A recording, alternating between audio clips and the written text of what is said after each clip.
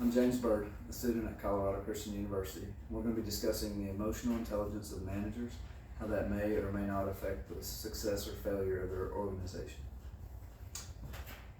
When people gather, a leader emerges. It's natural. It doesn't matter if that leader is a chief, a queen, a coach, a president, a leader will emerge. The Israelites were first governed only by God-appointed judges, but even they cried out for a king like the other nations eventually.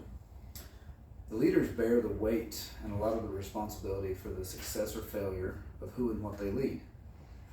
There's substantial evidence linking the performance of the manager to the success or failure of that organization. But what about the emotional intelligence of that leader? We're going to cover why this is important to me, what exactly emotional intelligence is, how it affects business leadership, and then does that translate to the church?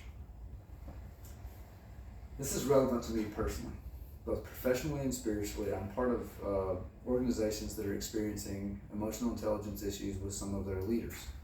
For the past 15 years, up until the end of last year, I've been manager at a large corporation, and it was evident at the end of last year, due to not being able to relate with my managers, I decided to leave that corporation along with several others. Also, I'm a pastoral candidate at my local church, and since I've been involved in leadership, I've seen some issues arise around emotional intelligence. Both of these reasons are why I've looked into, are these related? So what is emotional intelligence exactly?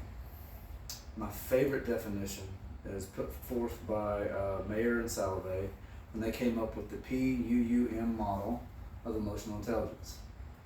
Their definition is that emotional intelligence is the ability to perceive, use, understand, and manage emotions. Well, how does this affect business leadership? For many employees, the job or the company isn't the problem. It's the person managing them. A Gallup poll found that 1 in 2 employees has left a job to get away from a bad manager. That's half. That's impressive.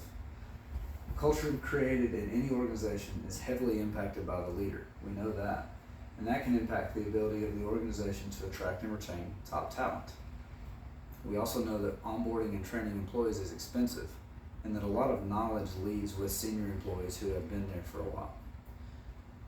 Employees that go above and beyond when they are engaged is also very important. But how is that engagement affected by the leader? Well, the next slide is going to show us very much.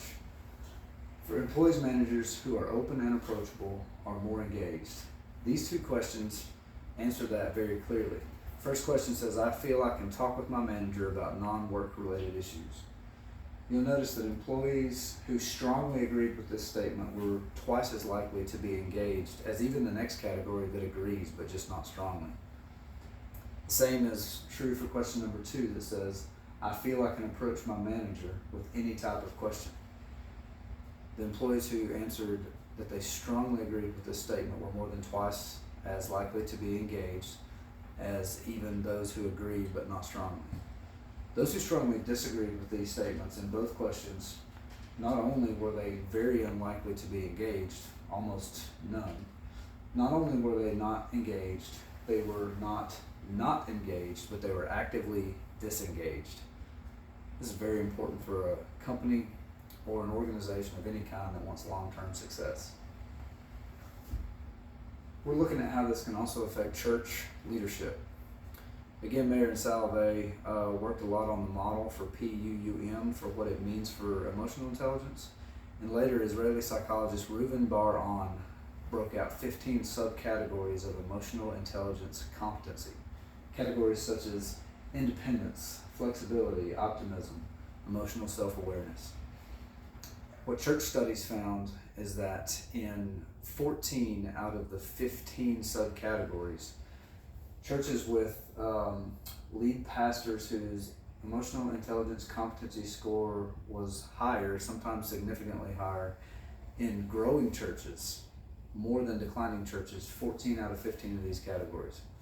So a leader or a lead pastor with higher emotional intelligence categories were much more likely to be in charge of a growing church than a declining church.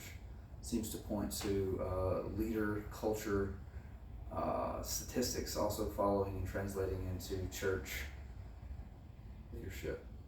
It's important. So what can we conclude? We can say that leader competency can make or break any organization. We know that. We see that in secular studies and spiritual.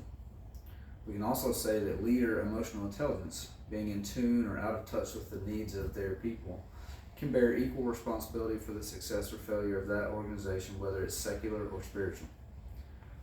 The leader of the church must be Christ, not any man. We can expect failure from men's leadership. We shouldn't be let down. So church is different in that regard. The model we should take, according to the scriptures, is to work hard, as in Colossians 3:23, put others above ourselves, Philippians 2:3 and 4, and to trust God with the outcome. We can find that in Proverbs 16:3. Thank you.